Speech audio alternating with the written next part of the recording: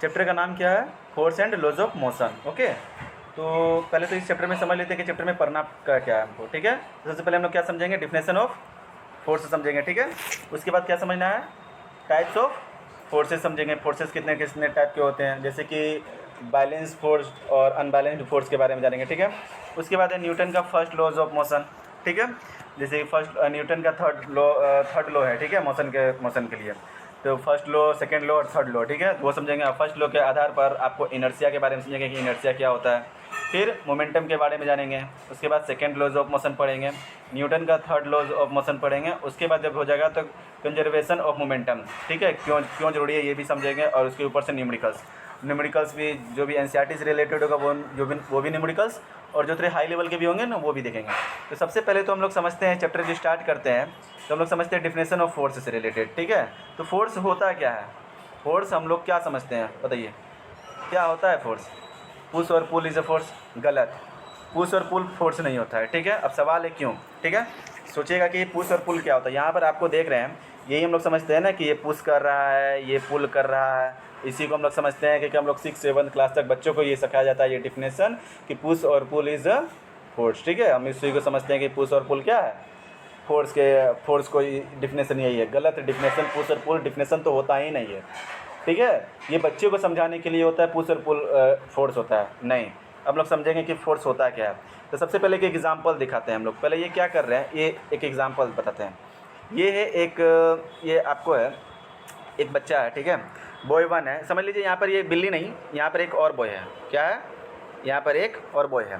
ये दरवाज़ा खोल रहा है। क्या कर रहा है? दरवाज़ा खोल रहा है, पूरा ज़ोर से दम लगा करके। क्या कर रहा है? समझ लीजिए दरवाज़ा में कुछ जाम हो गया है और दरवाज़ा फंस गया है। कभी कभी होता है ना, दरवाज़ा कभी कभी फंस जाता है, खुलता ही नहीं है। कभी कभी उसमें कुछ अटक जाता है, जिस वजह से वो नहीं खुलता है। ठीक है, तो ये तो अपना पूरा का पूरा दम लगा रहा है, जोर लगा रहा है, और उससे क्या कर रहा है? इसको खोलने की कोशिश कर रहा है। ठीक है, और दूसरा बगल में है लेकिन वो खुल नहीं रहा है। वो बोल रहा है कि अरे दम लगाओ, खोलो जल्दी से, खुल नहीं रहा है। तो दूसरा बच्चा भी है, बोला है कि नहीं, हम ये बोल रहा है, ये समझ लीजिए बॉय 1 है और ये बॉय 2 है। ये बोल रहा है इसको कि खोलने के लिए, लेकिन इससे खुल नहीं रहा है। तो ये बहुत दम लगाया, बहुत जोर लगाया, लेकिन खुला नहीं।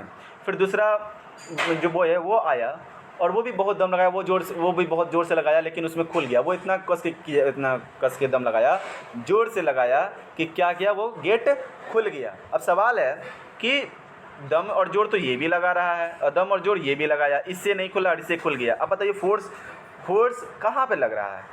ये लगा रहा है फोर्स या ये लगा रहा है फोर्स? बॉय 2, बॉय 1 नहीं लगा रहा है, बॉय 1 भी लगा रहा है और बॉय 2 भी लगा रहा है। लेकिन क्या हुआ, खुला बॉय 2 से, तो हम लोगों को रिजल्ट क्या दिखता है कि बॉय 2 के द्वारा, बॉय 2 जब फोर्स लगाया तो उसका रिजल्ट दिखा, लेकिन बॉय 1 जब फोर्स लगा रहा था तो उससे रिजल्ट नहीं दिख रहा था। तो हम लोग को लगता है कि वो तो कोई फोर्स ही नहीं लगाया। तो होता क्या है ना कि इसको समझने से पहले, समझिए हम लोग जो बोलते हैं ना दम, जोड़, जैसे हम लोग बोलते थे ना जोड़। ठीक है, तो ये जोड़ क्या है? फोर्स है। ये वर्ड ही जो हम लोग डेली लाइफ में यूज करते हैं, जोर से, दम से। ठीक है, दम लगाना, जोर से करना, तो ये जो हम लोग जो बोलते हैं ना, यही तो है, क्या है? फोर्स है।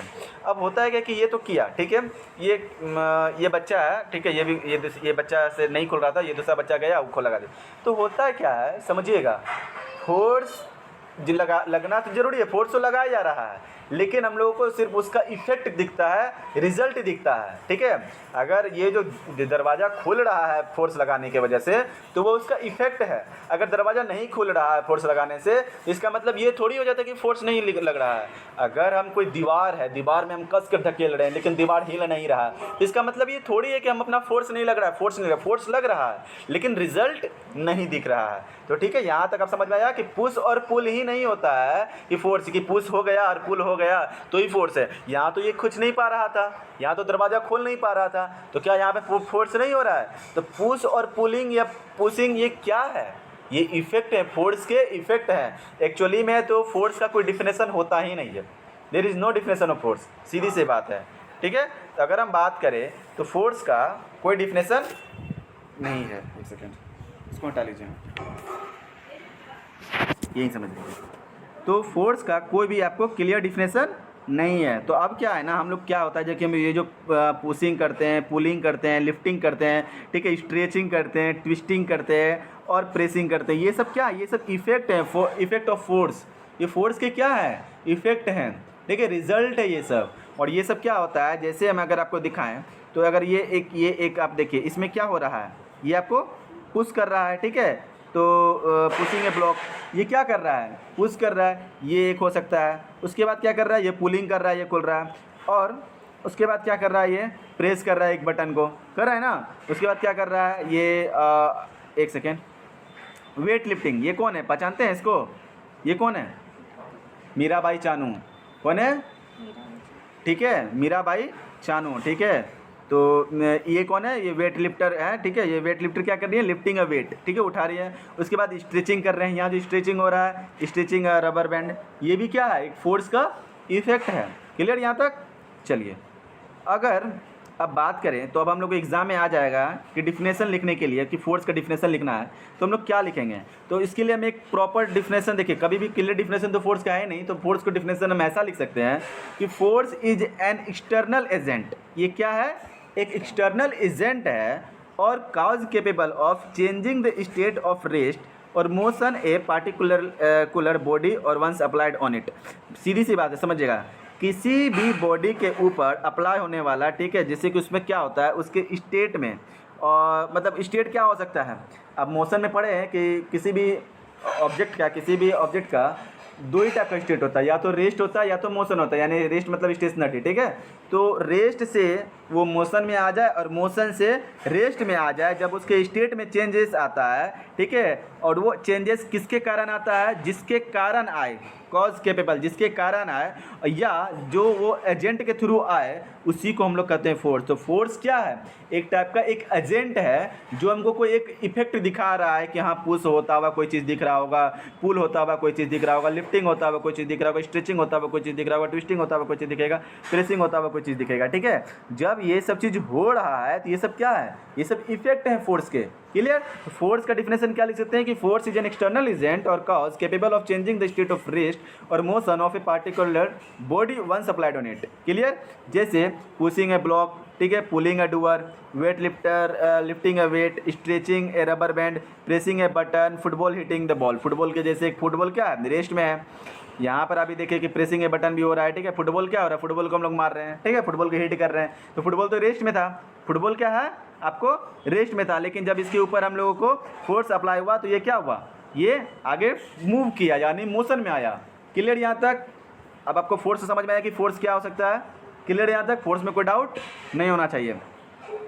दूसरी बात, ये एक वेक्टर क्वांटिटी होता है, यानी कि वेक्टर क्वांटिटी आपको पहले ही बता चुके हैं मोशन चैप्टर में कि वेक्टर क्वांटिटी का मतलब होता है कि मैग्नीट्यूड होने के साथ साथ उसके अंदर में क्या होता है, डायरेक्शन भी होता है। मैग्नीट्यूड होने के साथ साथ उसके अंदर में क्या होता है, डायरेक्शन भी होता है। अब बोलेगा सर कैसे, तो अब देखिए ये फुटबॉल है, ये फुटबॉल है, ये फुटबॉल आपको इधर से आपको ये मूव हो रहा था, ठीक है, ये क्या हो रहा था, मूव हो रहा था। लेकिन क्या हुआ, इधर से कोई आया, एक बच्चा, ठीक है, ये इधर इसको मारा, इसमें किक किया, तो वो अब क्या करने लगा, टुवर्ड्स साउथ आपको चला गया, तो डायरेक्शन चेंज हुआ, डायरेक्शन चेंज हुआ। क्लियर है। अब आपको डायरेक्शन चेंज हुआ। अब उसमें क्या होता है कि फोर्स भी क्या होता है, फोर्स को हम लोग न्यूटन में दिखाते हैं कि कितना न्यूटन का हम लोग को फोर्स लगा। मतलब ये एक सपोज दैट ये एक बॉक्स है, तो इसमें हम लोग को क्या लगा रहे हैं, कोई एक बॉय है, वो इसमें 5 न्यूटन का क्या लगा रहा है, फोर्स लगा रहा है न्यूटन का। अच्छा एक चीज़ और, जब हम लोग टुवर्ड्स ईस्ट जाएंगे तो प्लस में लेंगे, अगर हम लोग क्या करेंगे टुवर्ड वेस्ट जाएंगे तो हम लोग क्या करेंगे, माइनस में लेंगे, ठीक है, माइनस में लेंगे न्यूटन को, ठीक है, अलग डायरेक्शन में अगर लेंगे। जैसे एक एग्जांपल का लिए लें, ये एक बॉक्स है, ठीक है, अभी अच्छा इसका एग्जांपल अभी आपको आएगा, पहले आपको हम समझाएंगे टाइप्स ऑफ फोर्सेस, तो उसमें आपको क्लियर होगा और अच्छे से। यहाँ तक पहले कोई डाउट है। अब टाइप्स ऑफ फोर्सेस, तो टाइप्स ऑफ फोर्सेस होते हैं दो टाइप के, बैलेंस्ड फोर्स और अनबैलेंस्ड फोर्स। इसका डिफिनेशन जानने से पहले आप पहले बैलेंस्ड फोर्स और अनबैलेंस्ड फोर्स को समझ लीजिए। ये आपको ये एक तरफ का समझ लीजिए कि ये खेल हो रहा है, इधर से भी ये भी एक गर्ल है, ये भी आपको रस्सी खींच रही है, और इधर से भी एक रस्सी खींच रही है। सपोज दैट ये कितना लगा रही है, अपना फोर्स लगा रही है। अच्छा इधर जाएगा तो हम लोग क्या बोले थे आपको, प्लस, और इधर आएगा तो माइनस। अब बोलेगा सर इधर जाएगा तो इधर प्लस ले लेते, इधर माइनस, कोई फर्क नहीं पड़ता है, कोई फर्क नहीं पड़ता है। लेकिन एक जो भी डायरेक्शन में जाएगा उसका अपोजिट डायरेक्शन में माइनस होना चाहिए, बस इतना ध्यान रखना है, ठीक है। तो एक तरफ मान लीजिए ये 5 न्यूटन लगा रही है प्लस का, क्या लगा रही है, और एक तरफ से ये भी 5 न्यूटन का माइनस लगा रही है। तो एक तो अलग डायरेक्शन होगा, अपोजिट डायरेक्शन। तो 5 न्यूटन प्लस का 5 न्यूटन माइनस का जब इन दोनों को सम करेंगे तो 0 आएगा। रिजल्ट हमारा क्या आएगा, कितना फोर्स क्या आया। तो अगर दोनों बराबर दम से खींच रहा है तो क्या ये दोनों, ये रस्सी मूव करेगा, आगे पीछे जाएगा, नहीं जाएगा। उसी तरह सिर्फ खींचने पर ही नहीं है, आप इसको मान के चलिए ये एक बॉक्स है, ठीक है, ये लगा हुआ है, ये अपना इधर से लगा रहा है, मतलब इधर क्या कर रहा है, इसको पुश कर रहा है कि ये टुवार्ड्स ईस्ट चला जाए, और एक है इधर से वो ये भी कोशिश कर रहा है कि टुवार्ड वेस्ट चला जाए। ये लगा रहा है 10 न्यूटन और ये लगा रहा है 10 न्यूटन। क्या ये बॉक्स मूव करेगा, पॉसिबल नहीं है। कब पॉसिबल है, ईस्ट लेके जाने के लिए कि इसका कम से कम ज़्यादा होना चाहिए, ठीक है। जैसे कि अगर ये 15 न्यूटन लगाता और ये 10 न्यूटन लगाता तो 15 न्यूटन प्लस का, ठीक है, और 10 न्यूटन माइनस का, क्योंकि आपको टुवार्ड वेस्ट वाला आपको क्या समझाए हैं कि वो माइनस में होगा। तो 15 न्यूटन, अगर हम दोनों को अगर हम देखें 15 न्यूटन और 10 न्यूटन, अगर हम दोनों का अगर हम सम निकालें तो हम लोगों को प्लस का 5 न्यूटन दिख रहा है, और प्लस का साइन क्या चीज़ भी दिखा रहा है, ईस्ट के तरफ, यानी कि किधर जाएगा हमको बॉक्स, ईस्ट के तरफ जाएगा। तो एक चीज़ इसमें समझ लीजिए, बैलेंस्ड फोर्स तब होगा जब आपका रिजल्टेंट या नेट जो आपको आएगा फोर्स, ठीक है, वो क्या होगा, 0 होगा। अगर 0 होगा तो बैलेंस है, यानी कि वो कहीं हिलेगा नहीं। अनबैलेंस्ड फोर्सेस वो होता है जिसमें क्या होगा, रिजल्टेंट फोर्स आपका 0 नहीं होगा, ठीक है, या तो माइनस में होगा। अच्छा, अब रहा बात है माइनस में भी आ सकता है। सपोज दैट इन्होंने क्या कर रहा था, अगर हम ये कहें कि एक सेकेंड, अब ये 5 न्यूटन का लगा रहा है प्लस का, क्या कर रहा है, ये लगा रहा है 5 न्यूटन का और ये लगा रहा है 10 न्यूटन का। अब किधर मूव करेगा, तो देखते हैं हम लोग किधर मूव करेगा। तो ये हो गया 5 न्यूटन, ठीक है, और ये हो गया 10 न्यूटन। अब इन दोनों को अगर हम सम करें, अगर इन दोनों को हम लोग सम करेंगे तो क्या आएगा हम लोगों को, हम लोगों को आएगा माइनस का 5 न्यूटन। क्या आएगा, माइनस का 5 न्यूटन आएगा, माइनस का 10 और प्लस का 5 क्या आएगा, माइनस का 10। और माइनस क्या दर्शा रहा है कि टुवर्ड्स वेस्ट की तरफ बॉक्स घसकेगा। क्लियर यहाँ तक, यहाँ तो कोई डाउट है। तो बैलेंस फोर्सेस और अनबैलेंस्ड फोर्सेस क्लियर होगा आपको। तो बैलेंस फोर्सेस क्या होता है, आपको जब रिजल्टेंट आपका क्या हो, 0 हो, ठीक है, और अनबैलेंस्ड फोर्सेस क्या होगा, जब रिजल्टेंट फोर्स आपका 0 ना हो। इसी तरह का एक गेम भी होता है कि टग ऑफ वॉर, ये गेम का आप नाम जानते होंगे। टग ऑफ वॉर क्या होता है कि रस्सी लेकर के कुछ लोग इधर खींचते हैं, कुछ लोग इधर खींचते हैं। अब जो जिसका ज़्यादा फोर्सेस लगता है, जिसका ज़्यादा न्यूटन होता है, वो क्या कर जाता है, वो मूव कर जाता है उसके तरफ, ठीक है, जिसके तरफ वो खींचता है। तो इक्वली मैच्ड है अपॉर्चुनिटी, इसलिए ये बैलेंस्ड है। और ये हिल क्यों नहीं रहा है दोनों, क्योंकि यहाँ पर जितना ये लगा रहा था फोर्स, उतना ही फोर्स ये भी लगा रहा है, इसीलिए कोई आगे पीछे नहीं कर रहा है। कोई डाउट, तो यहाँ पर क्या होगा, कोई हिलेगा डुलेगा नहीं। यहाँ तो कोई डाउट। अब इसका डिफिनेशन पर हम लोग आते हैं कि if the resultant of all the forces acting on a body is 0, अगर 0 होगा तो क्या होगा, बैलेंस्ड फोर्सेस, और अगर नहीं होगा 0, ठीक है, if the resultant forces acting on the body is not 0, अगर 0 नहीं हुआ तब क्या होगा, ये अनबैलेंस्ड फोर्सेस। क्लियर है। कितने टाइप के फोर्सेस होते हैं, 2 टाइप के फोर्सेस, बैलेंस्ड फोर्सेस और अनबैलेंस्ड फोर्स। अब दोनों में बैलेंस्ड और अनबैलेंस्ड में कैसे समझ में आएगा, बैलेंस में कैसे होगा, जब आपका रिजल्टेंट या नेट आपका फोर्सेस क्या हो जाए, 0 हो जाए, और जब 0 ना हो तो समझ लीजिए किसी एक की तरफ तो ज़्यादा फोर्स लग रहा है, ठीक है। क्लियर यहाँ तक, तो आपको फोर्सेस तो क्लियर हो गया होगा। अब आता है आपको न्यूटन का फर्स्ट लॉ ऑफ मोशन। क्या है, न्यूटन का फर्स्ट लॉ ऑफ मोशन। अच्छा, एक चीज़ और है, ये एक एग्जांपल है, ये है बोतल, ठीक है। अब हम आपको बोले थे कि वेक्टर, जब समझा रहे थे कि ये वेक्टर क्वांटिटी होता है, फोर्स क्या होता है, एक वेक्टर क्वांटिटी होता है, यानी मैग्नीट्यूड के साथ साथ क्या होना चाहिए, डायरेक्शन। ये एक है आपको बोतल को हम लोग क्या कर रहे हैं, ये इधर क्या कर रहे हैं, हम लोग इसको घुमा रहे हैं। इधर अगर घुमाएंगे, इस डायरेक्शन में अगर घुमाएंगे तब तो ये ढक्कन खुल जाएगा। अगर हम इसको क्या करें, इस डायरेक्शन में घुमा दें, मान लीजिए 5 न्यूटन से इधर घुमा रहे हैं, अपना फोर्स भी तो कुछ तो फोर्स भी लगता है ना, तो 5 न्यूटन से हम इस डायरेक्शन में घुमा रहे हैं, तब तो ये खुल जाएगा। लेकिन अगर वही हम 5 न्यूटन तो पूरा का पूरा हिम्मत से लगा रहे हैं, लेकिन वो खुल नहीं रहा है, तो क्या हम इसमें ये खुलेगा नहीं, तो क्या इससे ये जो नहीं खुल रहा है, क्यों नहीं खुल रहा है, क्योंकि हम गलत डायरेक्शन में लेकर उसको घुमा रहे हैं।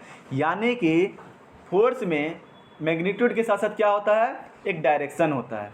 क्लियर, यहाँ तक समझ में आया।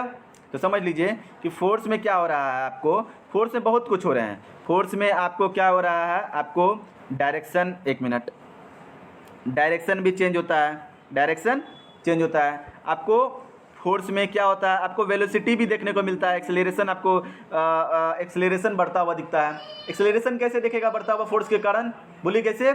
एक फुटबॉल है, वो मान के चलिए कुछ स्पीड से, कुछ वेलोसिटी से, अपना वेलोसिटी समझ रहे हैं ना, किस स्पीड का बड़ा वाहन, ठीक है। तो क्या हो जाएगा कि ये आपको एक्सेलरेशन, ये कुछ स्पीड में चल रहा है, लेकिन हम और क्या कर रहे हैं, स्पीड में तो जा ही रहा था। देखते नहीं फुटबॉल का खेल में क्या होता है, बॉल खसकता हुआ जा रहा था, लेकिन कोई एक उसको कस के मारता है, यानी कि उसका वेलोसिटी बढ़ा दिया जाता है। और वही जो वेलोसिटी जो बढ़ता है, तो उसी को तो हम लोग बोलते हैं एक्सेलरेशन हुआ। उसमें क्या होता है, एक्सेलरेशन होता है। तो एक्सेलरेशन होता भी हम लोगों को दिखता है। कभी कभी क्या होता है, साइज और शेप भी बदलता है। क्या होता है, साइज एंड आपको शेप भी बदलता हुआ दिखेगा। साइज और शेप कैसे बदलता हुआ दिखेगा, आप इसमें देखेंगे जो स्ट्रेचिंग में ये क्या हो रहा है, इसका साइज और शेप बदल रहा है ना, किसी भी एक ऑब्जेक्ट का बदल रहा है या नहीं बदल रहा है, ठीक है। यहाँ तो कोई डाउट? चलिए अब हम लोग समझेंगे न्यूटन का फर्स्ट लॉ ऑफ मोशन क्या होता है। पहले इसका डिफिनेशन से समझने से पहले समझते हैं कि होता क्या है। ये है आपको, अच्छा रुकिए, ये एग्जाम्पल से समझाते हैं पहले। एक फुटबॉल है, क्या है आपको, ये है फुटबॉल। इसको हम लोग देख रहे हैं, ये ग्राउंड पर है, हम इसको बोल रहे हैं कि हम बोल दें कि हाँ तुम हिल जाओ, या तुम यहाँ से यहाँ पर आ जाओ। तो क्या ये पॉसिबल है? सिर्फ मेरे बोल देने से हिल जाएगा? नहीं हिलेगा, नहीं हिलेगा जी। जब तक हम इसके ऊपर फोर्स ना लगाएंगे तो क्या ये घसक के यहाँ तक आएगा? यानी कि ये तो घसकने वाला नहीं है। या सपोज डेट ऐसा एक कोई चीज़ है जो गति में है, अगर हम उसको रोके ना, मान लीजिए फुटबॉल एकदम आ रहा है, स्पीड में आ रहा है, जब तक अगर हम उसको रोके ना, अगर हम उसको ऊपर पैर नहीं लगा के रोकें, तो क्या वो रुकेगा? नहीं रुकेगा। लेकिन एक और फोर्सेस होता है जो रोक देता है, उसको बोलते हैं फ्रिक्शन। आप फ्रिक्शन के मत रहिएगा, फ्रिक्शन को भी अवॉइड कीजिए। फ्रिक्शन भी फोर्सेस लग रहा है तभी तो जा करके वैसे भी फुटबॉल को रोक रहा है, वो भी तो एक फोर्सेस है, हालांकि उसको भी निगलेक्ट करते हैं। तो ऐसा समझ लीजिए, जब तक हम अगर हम इसको रोके ना, तो क्या ये जो मोशन में था, क्या ये रुकेगा, रेस्ट में आएगा, अपने स्टेशनरी अवस्था में आएगा? नहीं ना आएगा। तो इसका मतलब क्या समझे कि कोई भी बॉडी रेस्ट में है तो ठीक है, वो तब जा करके हिलेगा जब तक हम उसके ऊपर फोर्स लगाते हैं, ठीक है। वो स्टेशनरी में है कि रेस्ट में है, वो डिपेंड करता है हमारे फोर्सेस के ऊपर। तो न्यूटन का फर्स्ट लॉ ऑफ मोशन यही बोलता है कि a body at rest will remain at rest. वो क्या रहेगा? रेस्ट में ही रहेगा, उसको कुछ दिक्कत नहीं, जो रेस्ट में है वो रेस्ट में रहेगा, जादू से आप उसको हिला नहीं सकते हैं, ठीक है, जब तक उसके ऊपर में फोर्सेस नहीं लगता है। And a body in motion will continue, और कोई मोशन में है तो वो मोशन में ही रहेगा जब तक उसके ऊपर ब्रेक ना लगा दे। क्या कर दे? ब्रेक ना लगा दे। मान लीजिए कार चल रहा है, उसका ब्रेक टूट गया है, ये फ्रिक्शन को भी छोड़ दें, और रोड पर कोई भी चीज़ दिक्कत नहीं, रोड एकदम प्लेन है, समझ लीजिए वो कभी रुकेगा नहीं, ठीक है। तो क्या वो गाड़ी रुकने वाला है? नहीं रुकने वाला है ना, जब तक उसके ऊपर ब्रेक ना लगाएं, ठीक है। तो will continue in motion in a straight line, वो क्या करते रहेगा? वो चलता रहेगा, अगर मोशन में तो वो चलता रहेगा विद यूनिफॉर्म स्पीड, जो भी स्पीड में है, ठीक है, जब तक unless it is compelled bye an external unbalanced force. अब अनबैलेंस्ड फोर्स बोला गया है, अगर बैलेंस्ड फोर्स है, मतलब हम ऐसा फोर्स लगा दें जिसका कोई रिजल्ट ही नहीं है, जीरो आ जाए, तो कभी वो रुकेगा।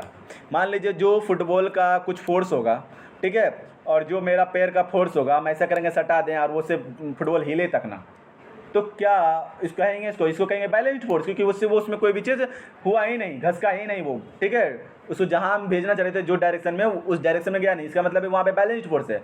लेकिन यहाँ पर क्या है? अनबैलेंस्ड फोर्स लगेगा, तब ना जा करके हमको एक रिजल्ट दिखेगा।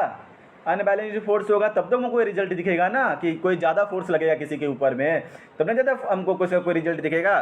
तो जब तक हम उसके ऊपर कोई एक्सटर्नल अनबैलेंस्ड फोर्स ना लगा लेते हैं, तब तक वो अपने स्टेट में नहीं बदलता है, to state of a rest और यूनिफॉर्म मोशन, तब तक वो इसमें चेंज नहीं होगा। यानी रेस्ट से मोशन में डालना है तो फोर्स लगेगा, अगर फोर्स से अगर आपको रेस्ट में डालना है तो आपको फोर्स लगेगा, ठीक है। तो फोर्स क्या करके, जब तक हम एक्सटर्नल फोर्स नहीं लगाते हैं, यानी एक्सटर्नल कौन सा फोर्स, वो भी अनबैलेंस्ड फोर्स। चाहते तो हम इसको पहले शुरुआत में आपको न्यूटन का फर्स्ट लॉ बता सकते थे ना, लेकिन तभी तो आपको फोर्स नहीं पता था, तभी आपको अनबैलेंस्ड फोर्स के बारे में नहीं पता था, इसलिए पहले आपको फोर्स समझाया गया और उसके बाद आपको टाइप्स ऑफ फोर्सेस समझाया गया। यहाँ तो कोई डाउट है? न्यूटन का फर्स्ट लॉ ऑफ मोशन समझ में आया? यहाँ तो कोई डाउट है? न्यूटन का फर्स्ट लॉ ऑफ मोशन यही बोलता है कि एक एक वस्तु, एक कोई भी थिंग, वो तब तक रिमेन रेस्ट में रहेगा जब तक हम उसके ऊपर क्या करेंगे, कोई एक्सटर्नल फोर्स नहीं लगाते हैं। और एक व्यक्ति एक ऑब्जेक्ट तब तक मोशन में रहेगा जब तक हम उसके ऊपर एक्सटर्नल फोर्स लगा कर हम उसको रोक ना दें। यही है बस, और कुछ नहीं है, कोई हवा नहीं है, कोई रॉकेट साइंस नहीं है इसके ऊपर। ठीक है, कोई डाउट? बहुत सा ईजी सा आपको न्यूटन का फर्स्ट लॉ था जो डेली लाइफ में आपको रोज़ देखते हैं। ठीक है, अब उसी से रिलेटेड अब इनर्शिया। अब इनर्शिया क्या होता है? इनर्शिया समझने से पहले आपको समझाते हैं। कभी आप बस में या कोई गाड़ी में, स्कूल वैन होता है ना, स्कूल वैन में आप कभी सफ़र किए, स्कूल वैन में सफ़र करते होंगे, तो ऐसा आप देखते होंगे कि स्कूल वैन में सफ़र करते होंगे तो ब्रेक मारते हुए, जब ब्रेक मारता है तो हमारा शरीर का ऊपरी पोर्शन क्या होता है, आगे की तरफ गिरता है। ठीक है, कभी हम लोग गाड़ी में हैं और अचानक गाड़ी स्टार्ट हो जाए तो हम लोग पीछे की तरफ गिरते हैं। कहाँ गिरते हैं? पीछे की तरफ गिरने की कोशिश करते हैं। कभी सोचते हैं ऐसा क्यों होता है? कभी सोचे ऐसा क्यों होता है? हाँ, ये क्या होता है कि ये लेजीनेस नहीं है कि हाँ तुम ढंग से खड़ा नहीं था, तुम्हारे अंदर में लेजी है, तुम गिर गया। ये नहीं है लेजीनेस। हर एक ऑब्जेक्ट के अंदर में एक टेंडेंसी होता है। ये लेजीनेस वाला बात मतलब एक टेंडेंसी। अब कहने का मतलब है कि जब हम बस में चढ़ रहे थे, ध्यान से सुनिएगा, जब हम बस में चढ़ रहे थे तो जो हमारा पेड़, जो हमारा जो फुट है ना, ठीक है, वो तो हमारा बस के कांटेक्ट में है। क्या है? बस के साथ कांटेक्ट में है। तो जब क्या होता है, जब ये बस चलता है, जब ये बस इन मोशन, जब ये बस मोशन में करता है, बात को सुनिएगा, जब बस मोशन में करता है तो पैर तो हमारा वहीं पे रहता है। देखिएगा कभी भी बस में खड़ा हो जाइए, बस में चलिए, और बस जब चलने लग जाए अचानक स्पीड ले, तो क्या होगा, वो हम पीछे की तरफ गिरते हैं। ऐसा क्यों होता है समझिए, बस मोशन में है, पैर तो उसके साथ सटा हुआ है, तो पैर को तो पता है कि मोशन में, तो पैर भी उसके साथ क्या करने लगेगा, मोशन में हो जाएगा। लेकिन हमारा शरीर का ऊपरी पोर्शन जो होता है ना, ये ऊपरी पोर्शन क्या होता है, ऊपरी पोर्शन तो बस के साथ उतना कांटेक्ट में रहता नहीं, उसको पता ही नहीं चला कि अच्छा गाड़ी चला भी, तो वो क्या होगा ना, वो पीछे की तरफ क्या होता है ना, वो गिरने लगेगा, पीछे की तरफ जाएगा।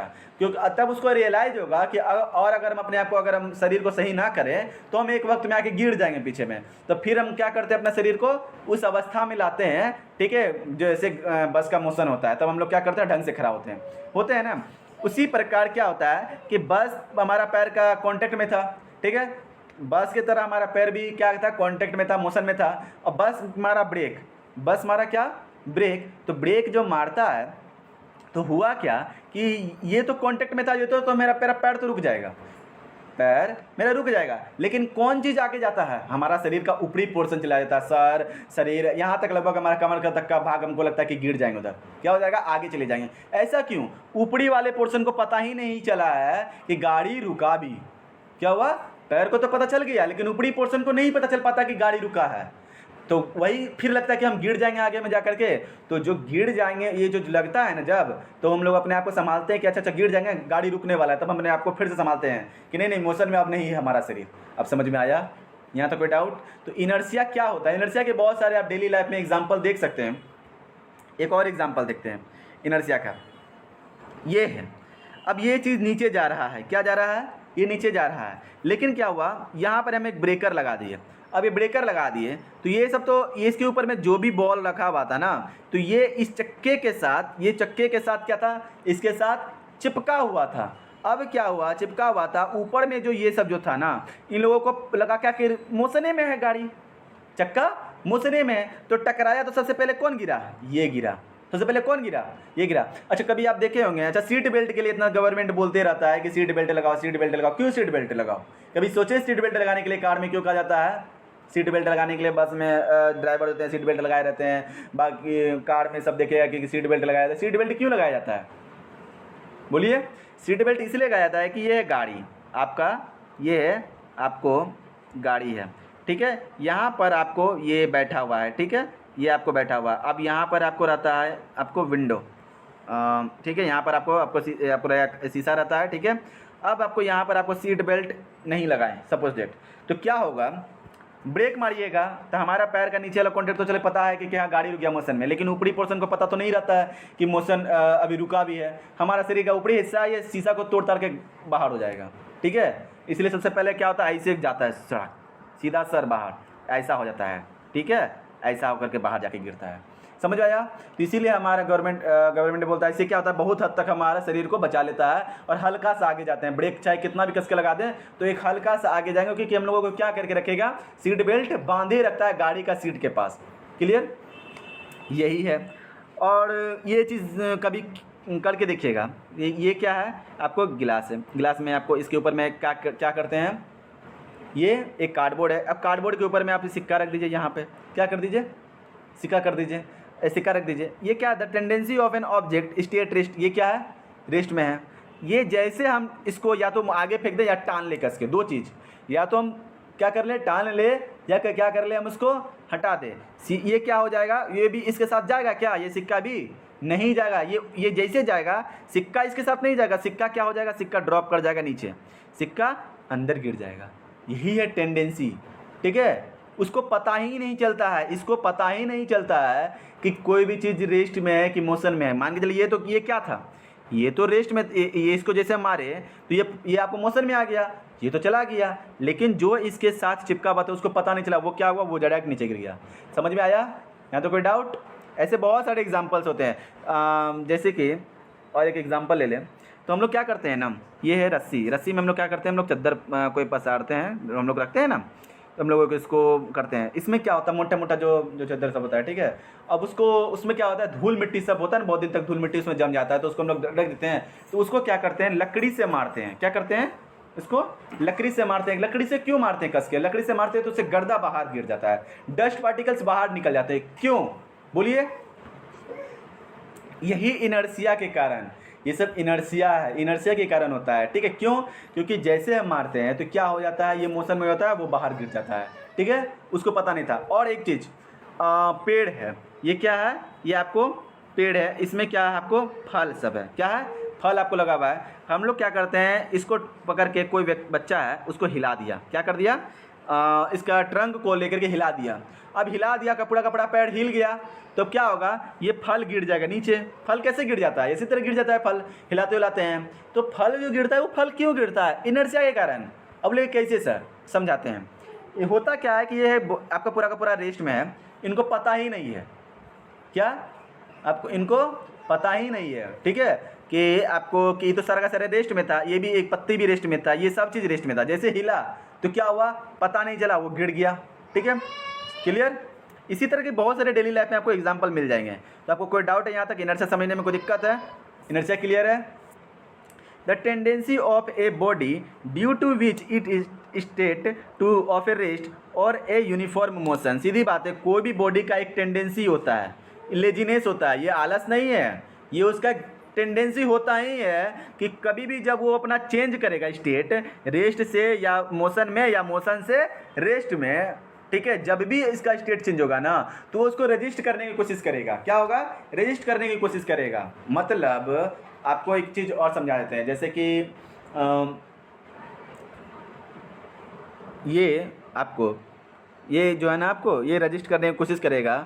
जैसे आपको कोई चीज़ रोकने की कोशिश करेगा, जैसे कि आपको ये बॉल है, क्या आपको, ये फुटबॉल है, ठीक है। फुटबॉल आपको क्या करेगा, फुटबॉल को हम लोग जब हम लोग इसको मारते हैं ना तो ये क्या करेगा, एक रेजिस्टेंस पैदा करेगा, बोले नहीं नहीं हम नहीं जाएंगे, हम नहीं जाएंगे। अगर धीरे से हम इसको हिला दें, हिलेगा नहीं, रेजिस्टेंस करेगा ये, इसमें ये क्या करेगा, इसको रेसिस्ट करेगा, रोकने की कोशिश करेगा। कस के मारते हैं तब जाकर के बेचारा हिलता है। क्या होता है, हिलता है, मतलब कस के, मतलब इसको जितना जरूरी है अनबैलेंस फोर्सेस का, उतना जब लगता है तब जाकर के ये मूव करता है। लेकिन क्या होता है, रेजिस्ट करने की कोशिश करता है। समझ रहे हैं इस चीज़ को?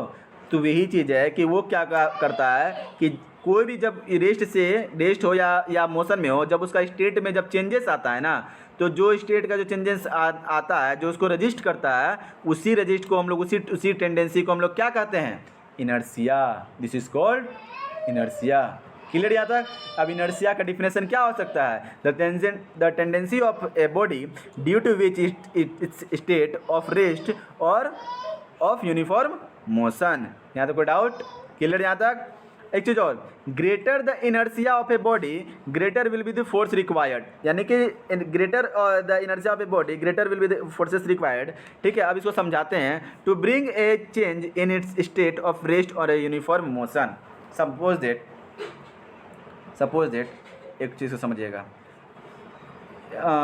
ये है ट्रॉली, ये क्या है, एक ट्रॉली है, ठीक है। इसको हम लोग क्या कर रहे हैं, लेके जा रहे हैं, ठीक है। ये एक ट्रॉली है, इसको हम लोग लेके आराम से इजीली लेके चले जाएंगे, ठीक है। इसमें तो कोई दिक्कत नहीं है। रजिस्ट करेगा तो कितना करेगा, बोलेगा नहीं हम नहीं हिलेंगे। कितना नहीं हिलोगे, कोई ऐसा है कि नहीं हिलोगे, नहीं हिलोगे काम चल जाएगा, नहीं। वही अगर हम मान लें कि आपको एक ऐसा आपको ये बना देते हैं, क्या बोलते हैं इसको, एलिफेंट, क्या बना देते हैं, ये बना देते हैं एलिफेंट। पेंटिंग थोड़ा बूढ़ा बन गया है, ध्यान मत दीजिएगा, ठीक है। यहाँ पर आपको थोड़ा कान होता है, ठीक है, छोड़िए इसको, ठीक है। तो ये आपका एलिफेंट है। अब एक बच्चा है, उसको ढकेलेगा, ढकलाएगा, पुश हो पाएगा, उसको उतना जितना भारी होगा ना, ठीक है, उतना उसको फोर्स का ज़रूरत होगा। बात को समझ रहे हैं, बुझ रहे हैं ये चीज़ को। ये चीज़ समझ में आना चाहिए कि ग्रेटर विल क्या है यहाँ पे आपको, कि ग्रेटर, यहाँ तक आपको ये चीज़ समझना होगा कि greater the inertia of a body, greater will be the forces required to bring a change of its state of rest और यूनिफॉर्म मोशन। सीधी सी बात है, उसका आपको एक उतना आपको फोर्सेस का ज़रूरत पड़ेगा, ठीक है, जितना, एक सीधी सी बात है ना, भारी चीज़ है ना, आप भारी चीज़ को कम फोर्सेस, अब एक बुक है, जैसे एक बुक को उठाना है, तो बुक में जितना फोर्सेस लग रहा है उतना आप क्या, आपको कोई टेबल को उठाने में उतना फोर्सेस में काम चल जाएगा, नहीं। टेबल को उठाने में आपको अलग फोर्सेस को लगेगा, और बुक को हटाने में आपको अलग फोर्सेस की रिक्वायर्ड है। और ये अलग जो फोर्सेस है, ये इसी हमको क्या दिखाया जा रहा है, यही हमको समझाता है कि greater the inertia of a body, greater will be the forces required. Clear यहाँ तक। और mass is a quantitative measure of the inertia of a body. Mass भी डिपेंड करता है वही, यानी कि वेट, ठीक है। Heavier the body more will be the inertia. पहले क्लियर है, ये चीज़ क्लियर है, जितना ज़्यादा हैवी होगा बॉडी का उतना इनर्शिया हमको देखने को मिलेगा, ठीक है। अब हमें कुछ चीज़ समझाते हैं मास का। तो मास का भी हम एक जैसे एग्जांपल दिए, ठीक है, आप समझते हैं ये मास का कैसे हुआ, फोर्स और मास का क्या रिलेशन है। अभी जैसे हम बताएं कि ये एलिफेंट था, ये एलिफेंट था, और ये इसको ढकेलने की कोशिश कर रहा था, क्या ये आगे जाएगा, नहीं। तो जितना ज़्यादा मास होगा ना, उतना ज़्यादा हमको ज़रूरत पड़ेगा क्या चीज़ का, फोर्स का। यानी कि फोर्स क्या होता है, आपको प्रोपोर्शनल होता है किस चीज़ का, मास का। Force is to proportional to the mass. Clear यहाँ तक। यानी कि जितना ज़्यादा मास है हमको उतना ज़्यादा फोर्स लगेगा। ये पॉइंट दिमाग में घुसा लीजिए, यहीं से अभी आगे का चैप्टर में यहीं से बेस बन रहा है आपका, यहाँ तो कोई डाउट नहीं होना चाहिए। आप अपना कॉमन सेंस से सोच लीजिए, एक टेबल भारी है, दिमाग में लगाए, एक टेबल भारी है बहुत, आप एक बुक है, जितना बुक में लग रहा है आपका फोर्सेस उठाने में, क्या उतना ही आपको फोर्स लगेगा टेबल को हिलाने में, नहीं लगेगा। टेबल उठाने में अलग फोर्सेस की रिक्वायर्ड है, और एक बुक को उठाने में अलग फोर्सेस की रिक्वायर्ड है। यहाँ तो कोई डाउट नहीं होना चाहिए। अब आता है कि फोर्स वेलोसिटी के भी साथ क्या प्रोपोर्शनल होता है क्या। अब आया वेलोसिटी का, चलिए वेलोसिटी आपको समझाते हैं। बैडमिंटन खेले हैं, बैडमिंटन में क्या होता है, क्या करते हैं आप इसको, रैकेट से कॉर्क को मारते हैं, कॉर्क उधर से उधर जाता है। कभी जितना दूर आप रैकेट से मार के कॉर्क को भेज देते हैं, क्या आप उतना दूर हाथ से कॉर्क को मार के फेंक सकते हैं, क्या हाथ से फेंक सकते हैं, क्यों नहीं, वाई, बताइए। हाथ से फेंका हुआ, ठीक है, हाथ से फेंका हुआ ज़्यादा दूर नहीं जा रहा है, लेकिन इसी में अगर हम एक्स्ट्रा फोर्स लगा दिए, जितना दूर जा रहा था, हम इसको क्या किए, एक बैडमिंटन से मारे, क्या किए, हम एक बैडमिंटन से मारे, क्या किए, इसको हम एक बैडमिंटन से मारे। जब बैडमिंटन से लगाइए तो क्या हुआ, इसका एक्सेलरेट कर गया, इसका स्पीड बढ़ गया, और स्पीड बढ़ गया तो क्या हुआ, बहुत दूर जाके गिरा। आप ही सोचिए ना, एक नॉर्मल हाथ से मार रहे हैं, हाथ से कर रहे हैं, वो ज़्यादा दूर नहीं जा रहा है, लेकिन वही चीज़ अगर हम क्या कर रहे हैं, बैडमिंटन से मार रहे हैं, तो बैडमिंटन से क्या हो रहा है, बैडमिंटन से आप देखिएगा कि बहुत स्पीड से जा रहा है। बहुत स्पीड से क्यों जा रहा है, कि उसका जो फोर्स लगा, उसमें ज़्यादा फोर्स लगने के बाद साथ ही साथ आपको उसमें स्पीड देखने को मिला कि एक स्पीड इंक्रीज हो गया, वेलोसिटी इंक्रीज हो गया। और वेलोसिटी इंक्रीज हुआ यानी कि क्या होगा, जितना ज़्यादा फोर्सेस उतना ज़्यादा वेलोसिटी। अब और समझ में आया, जितना कस के मारेंगे उतना ज़्यादा दूर जाके गिरेगा। बात को समझ रहे हैं।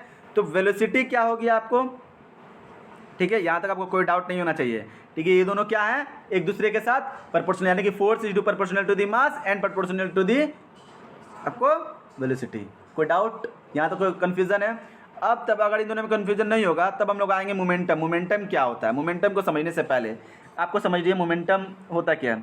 अच्छा, ये जैसे हम अभी हमको समझाएं कि फोर्स क्या होता है, आपको वेलोसिटी के प्रोपोर्शनल होता है। फोर्स क्या होता है, मास के प्रोपोर्शनल होता है। क्या हम इसको लिख सकते हैं कि force is to proportional to the M into V, लिख सकते हैं यस और नो, लिख सकते हैं। कन्फ्यूज़न है, ऑफकोर्स कन्फ्यूजन होगा कि सर यहाँ पर गुना क्यों कर दिए, दोनों हो रहा था तो जोड़ भी सकते थे, घटा भी सकते थे, डिवाइड भी कर सकते थे, सर यहाँ पे गुना ही क्यों हो गया, मल्टीप्लिकेशन ही क्यों हो, यही डाउट है। तो ये डाउट क्लियर करते हैं, अब समझते हैं।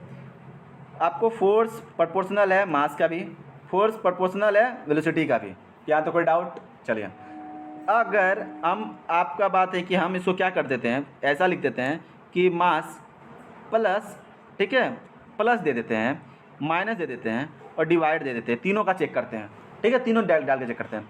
चलिए, मास है, कोई ना कोई दुनिया का कोई भी ऑब्जेक्ट हो जाए, इस यूनिवर्स में कोई भी मैटर हो जाए, उसका तो एक मास होगा, इतना तो क्लियर है। यूनिवर्स का कोई भी ऑब्जेक्ट, उसके अंदर भी तो एक मास होगा। चलिए, मास होगा तो जितना मास होगा उतना हमको फोर्स लगेगा, उसको रेस्ट या मोशन में बदलने के लिए तो हमको उसको उतना फोर्स का भी लगेगा। मतलब पेन में लाइए, पेन अगर है ये, अगर ये पेन है तो इस पेन का हमको क्या कर सकते हैं, इसको पेन को हिलाने के लिए हमको एक क्या लगेगा, फोर्स लगेगा, कुछ न्यूटन का फोर्स लगेगा। तो अब ये पेन है, अब पेन का भी तो एक मास है। चलिए, मास है, मान लेते हैं मास इसका क्या हो गया, मास है तो ठीक है, मास है। अब प्लस आपका कर लेते हैं आपको वेलोसिटी, यानी कि उसमें क्या हो सकता है, आपको वेलोसिटी भी होगा, यानी कि वो स्पीड में भी होगा, ठीक है। यहाँ तो प्लस में भी कर देंगे, माइनस में भी कर देंगे, डिवाइड में भी कर देंगे, तो कोई सा डिफरेंसेस नहीं आएगा। सपोज दैट मानते हैं कि अगर कोई ऐसा ऑब्जेक्ट है जिसका मास 0 हो जाए। अब बोलेगा सर तो कोई ऑब्जेक्ट का अगर मास 0 होगा, ऐसा तो पॉसिबल नहीं है, ऐसा कोई ऑब्जेक्ट होता ही नहीं जिसका मास 0 हो जाए। तो इसका हम कहने का मेरा तात्पर्य ये है कि कोई ऑब्जेक्ट है ही नहीं। क्या कोई ऑब्जेक्ट अगर नहीं है तभी तो मास 0 है ना, ये सर नो। अगर कोई ऑब्जेक्ट नहीं है तभी तो कोई मास 0 है। मास 0 का क्या मतलब है, कोई ऑब्जेक्ट ही नहीं है। अगर कोई ऑब्जेक्ट नहीं है तो प्लस का अगर हम रूल लेके चले तो आपको इसमें आपको क्या दिखेगा, आपको वेलोसिटी जुड़ रहा है और फोर्स इसका प्रोपोर्शनल होता है। अगर जीरोस के साथ जोड़ेंगे तो यानी कि हम लोग को क्या दिखेगा, प्रोपोर्शनल वेलोसिटी का। तो फोर्स प्रोपोर्शनल हो जाएगा वेलोसिटी का। जब कोई ऑब्जेक्ट ही नहीं है तो कोई फोर्स लगेगा, एक बात बताइए। तो ये कैसे आ गया कि कोई एक फोर्स और वेलोसिटी का रिलेशन पॉसिबल है? नहीं। उसी तरह जब हम माइनस करेंगे तो जीरो में कोई माइनस कर देंगे तो माइनस का मान के चलिए कोई वेलोसिटी आ जाता है। तो जब कोई ऑब्जेक्ट ही नहीं है तो कहाँ का वेलोसिटी, क्या चीज़ का स्पीड, कौन सा ऑब्जेक्ट में स्पीड। और डिवाइड जीरो का तो कभी हम जीरो को डिवाइड कर नहीं सकते क्योंकि हमको वो इन्फिनाइट ही आ जाता है। तो आप समझ में आया कि गुना क्यों करते हैं, तो इसीलिए हम लोग क्या करते हैं, उसको गुना करते हैं, मल्टीप्लिकेशन करते हैं। यहाँ तो कोई डाउट है, यहाँ तो कोई डाउट है। और हम लोग क्या है कि हम लोग जो इसी को हम लोग क्या कर सकते हैं, हम लोग P से डिनोट करते हैं। क्या करते हैं, M इंटू वी को क्या चीज़ से डिनोट कर सकते हैं, बोलिए P से, यानी कि मोमेंटम। P मतलब मोमेंटम। तो अब क्या लिखा है, both the quantities are required for the force to be applied, यानी दोनों क्वांटिटी क्या रिक्वायर्ड होता है कोई भी फोर्स को अप्लाई होने में। क्लियर है यहाँ पर? तो इसीलिए हम लोग इसको लिख सकते हैं कि F प्रोपोर्शनल है P का, जिसको हम लोग मोमेंटम बोल सकते हैं, क्योंकि M इंटू बी क्या हो जाएगा, M इंटू बी क्या होता है, M इंटू बी होता है मोमेंटम। क्लियर यहाँ तक? तो अब momentum is defined of a body to product of the mass and velocity. देखिए यहीं पे तो क्लियर हो गया, मास मतलब M, वेलोसिटी मतलब v, ठीक है। और इन दोनों का जो प्रोडक्ट होता है, यानी कि ये वही तो होता है किसी भी बॉडी का मोमेंटम। डिफिनेशन को समझिए, मास and velocity M and v लिख दिए, उसका प्रोडक्ट मल्टीप्लिकेशन का साइन दे दिए, वही तो होता है किसी भी बॉडी को डिफाइन किया था उसका वो क्या होता है, मोमेंटम। अब क्लियर है? वेक्टर क्वांटिटी है, सीधी सी बात है। वेलोसिटी तो वेक्टर क्वांटिटी होता है, तो जब वेलोसिटी घुस गया इसमें तो वेक्टर क्वांटिटी तो बन ही गया। अब एसआई यूनिट कैसे होता है, मास का किलोग्राम होता है और वेलोसिटी का क्या होता है, मीटर पर सेकेंड होता है ना। तो हो गया मीटर पर सेकेंड, यानी कि मीटर पर सेकेंड को हम लोग लिख सकते हैं ना ऐसे करके, लिख सकते कि नहीं लिख सकते हैं, पता है आपको, पहले हम आपको मोशन चैप्टर में क्लियर कर चुके हैं। अब यहाँ तक कोई डाउट है ये चैप्टर में आपको, कोई यहाँ तक आपको कन्फ्यूज़न इनर्शिया और मोमेंटम में? इनर्शिया क्या होता है, कोई भी आपको एक कोई भी बॉडी का एक टेंडेंसी होता है जो उसका स्टेट जब चेंज होते वक्त जो उसको रेसिस्ट करता है, क्या करता है, जो रेजिस्ट करता है, वो रोकने की कोशिश करता है, वो जो लेजीनेस दिखाता है कि नहीं नहीं हम अभी नहीं उठेंगे, तुम हिला दो कितना, हम नहीं उठने वाले, वो जो गुण होता है लेजीनेस वाला, इसी को कहते हैं इनर्शिया। कोई डाउट? क्लियर? चलिए, और मोमेंटम से क्लियर हो गया। मोमेंटम क्या होता है? किसी भी बॉडी का मास और वेलोसिटी का प्रोडक्ट। कोई डाउट? और ये इसी के ऊपर डिपेंड करता है फोर्स। क्लियर? फोर्स प्रोपोर्शनल होता है मास इनटू वेलोसिटी, या हम इसको ऐसे कह सकते हैं कि फोर्स प्रोपोर्शनल होता है मोमेंटम का। कोई डाउट? यहाँ तो कोई डाउट नहीं हुआ है तो आपको यहाँ तक ही याद रखते हैं, ठीक है? चलिए।